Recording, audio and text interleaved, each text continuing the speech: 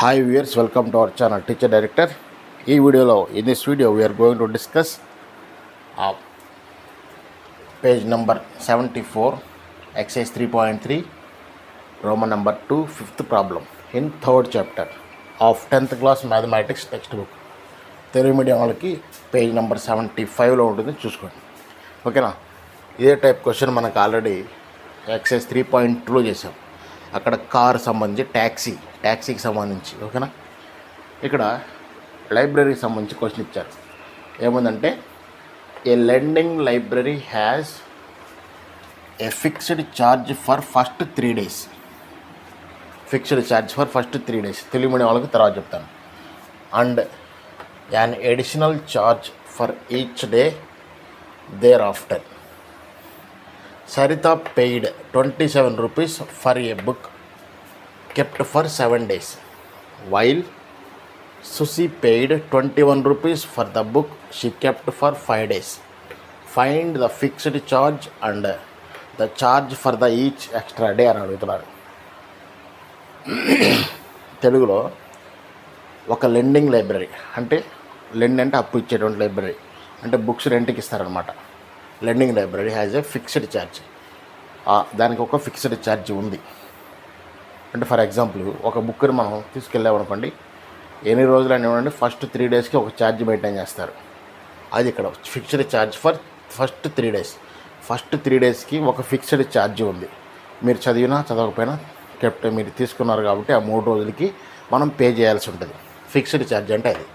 And an additional charge for each day అంటే after 3 days ఆ 3 రోజుల తర్వాత ప్రతి రోజుకి ఎక్స్ట్రా ఛార్జ్ అవుతుంది. ఓకేనా? Each day for their after. Saritha paid 27 rupees for a book kept for 7 days. Saritha అనే అమ్మాయి 27 రూపాయలు చెల్లించింది. ఎందుకు?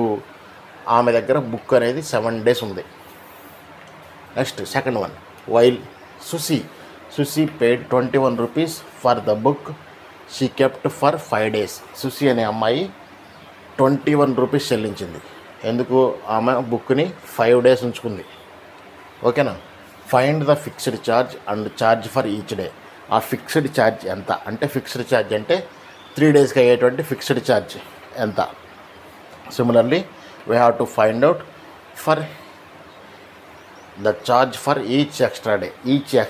3 days తర్వాత 3 days వరకు ఫిక్స్డ్ ఛార్జ్ కదా. 3 days తర్వాత వచ్చేటువంటి ప్రతి డేకి వచ్చేటువంటి ఎక్స్ట్రా ఛార్జ్ ఎంతో కనుక్కోమంటున్నారు. ఓకేనా? సొల్యూషన్ కనుక చూసుకుంటే ఫస్ట్ అబ్జర్వ్ చేయండి. Lending library has a fixed charge for first 3 days. First 3 daysకి let the fixed charge for first 3 days equal to x rupees అనుకుందాం. ఓకేనా? Let the fixed charge for first 3 days. First 3 daysకి fixed charge ఎంత రూపాయలు x rupees అనుకుందాం. ఓకేనా?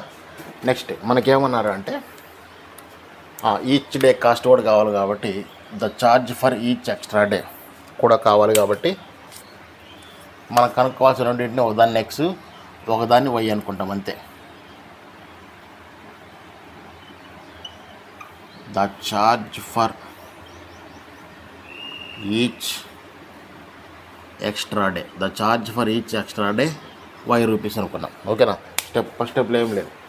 వాడు కనుక్కోవాల్సిన రెండు ఏమేమి కనుక్కోమన్నాడు? Find the fixed charge. ఆ ఫిక్స్డ్ ఛార్జ్ 3 daysకి ఎంతో ఎక్స్ అనుకున్నాం. Fixed charge for each day 3 days కాకుండా తర్వాత వచ్చే ప్రతిరోజుకి వై రూపీస్ అనుకున్నాం. ఇప్పుడు ఏమంటున్నాడంటే వాడు ఇచ్చినటువంటి ఫస్ట్ కండిషన్ చూడండి. ఫస్ట్ కండిషన్ ఏమన్నాడు? Saritha paid 27 rupees for a book kept for 7 days. అదే రాస్తాను ఇక్కడ.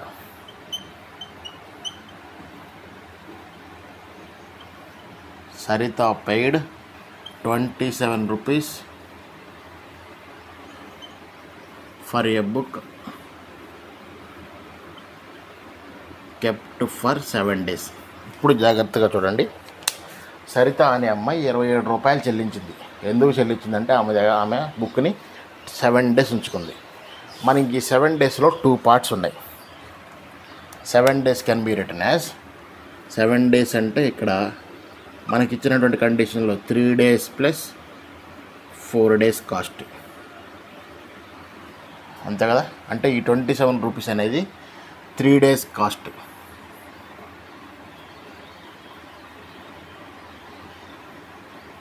Three days cost plus 4 days cost. 3 days plus 4 days 7 days ఎంత? 27 rupees.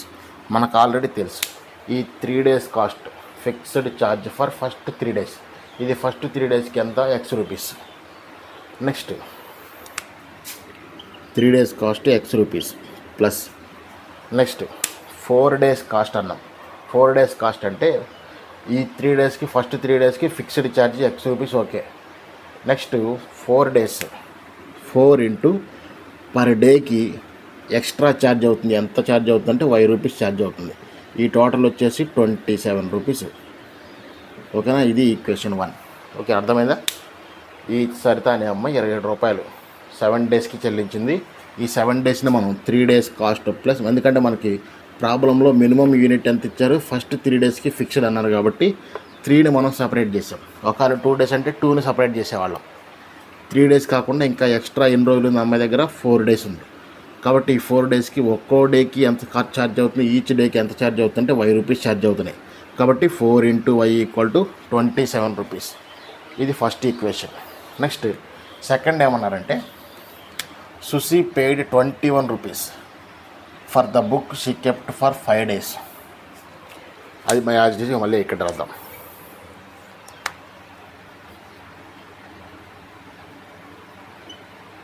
Susi paid 21 rupees for the book she kept for 5 days. Susi అనే అమ్మాయి 5 days book ఉంచుకున్నందుకు 21 rupees pay చేసింది, ఓకేనా. ఇప్పుడు ఈ 5 daysని మనం స్ప్లిట్ చేస్తే 5 daysలో మనకి 3 days అనేది ఫస్ట్ 3 days ఫిక్స్. అప్పుడు ఎలా రాసుకుంటాం? 3 days కాస్ట్ ప్లస్ 3 days కాకుండా ఎక్స్ట్రా ఎన్ని రోజులు ఉంటాయి? ఇంకా 2 days ఉంటాయి. 2 days కాస్ట్ ఎంత చెల్లించింది? 21 రూపీస్ పే చేసింది. 21 రూపీస్ పే చేసింది కాబట్టి 3 days cost fixed. First 3 days cost ఎంత మనకి? X. Second 3 into X plus 2 into 2 days cost. Each డేకి ఎంత కాస్ట్ అవుతుంది? Y rupees. Therefore equal to 21. This is equation number 2. ఈ రెండు ఈక్వేషన్స్ని మీరు గమనించినట్లయితే ఈక్వేషన్ 1, ఈక్వేషన్ 2 రెండింటిని చూస్తే ఇక్కడ X కోఎఫిషియంట్ 3, ఇక్కడ X కోఎఫిషియంట్ 3, ఇక్కడ Xకి ముందు ప్లస్, ఇక్కడ కూడా ప్లస్. ఈ రెండింటిని మైనస్ చేసామనుకోండి, ఇది మైనస్ అయిపోయింది. మైనస్ చేస్తే సబ్ట్రాక్ట్ చేసినప్పుడు ఈక్వేషన్ యొక్క సింబల్స్ మారిపోతాయి కాబట్టి ఇది -3x ప్లస్ 3x రెండు క్యాన్సిల్ అయిపోతే మనకి Y వాల్యూ అనేది వస్తుంది, ఓకేనా. Equation 1 minus equation 2. Equation 1 minus equation 2. Equation 1 ఎంత వచ్చిందంటే మనకి 3x plus 4y equal to 27. Equation 2 ఎంత వచ్చిందంటే మనకి 3x plus 2y equal to 21. ఈ రెండింటిని మైనస్ చేస్తున్నాం కాబట్టి సబ్ట్రాక్షన్ కాబట్టి గుర్తులన్నీ మారిపోతే ప్లస్ మైనస్ అవుతుంది, మైనస్ ప్లస్ అవుతుంది. ప్లస్ 3x మైనస్ 3x రెండు క్యాన్సిల్ అయిపోతే 4y మైనస్ 2y అంటే 2y వచ్చి equals 27 minus 21 6. Okay, 2 1s are 2, 2 3s are 6. y equal to 3. y అంటే మనం ఏమనుకున్నాం? The charge for each extra day. The charge for each extra day Y rupees కాబట్టి ఇక్కడ y equal to మనకి 3 వచ్చింది. Therefore the charge for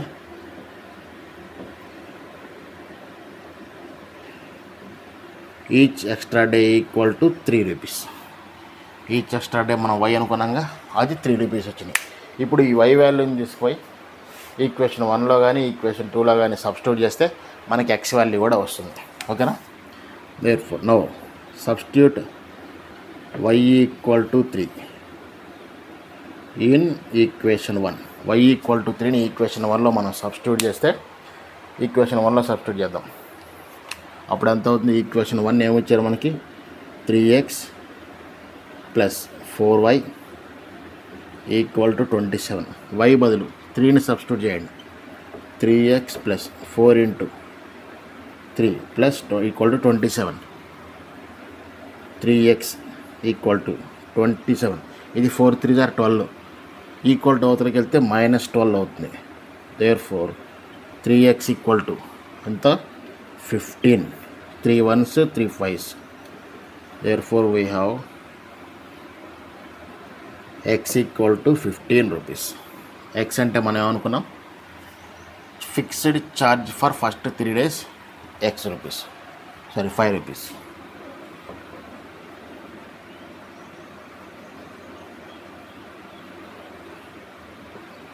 fixed charge for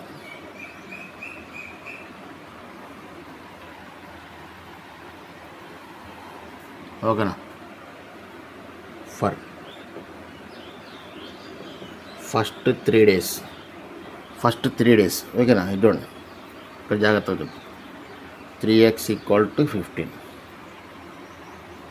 3x equal to 15. X first 3 days కదా, first 3 days కాబట్టి దీన్ని 3x అని అనుకోవాలి. ఓకేనా? First 3x equal to first 3 days. Per డేకి ఫిక్స్డ్ ఛార్జ్ x అనుకుంటే 3 daysకి ఎంత అవుతుంది? 3x అవుతుంది. అప్పుడు 3x equal to for 3 days ఎంత వచ్చింది మనకి? 15 rupees. 15 rupees is the remaining answer. Okay.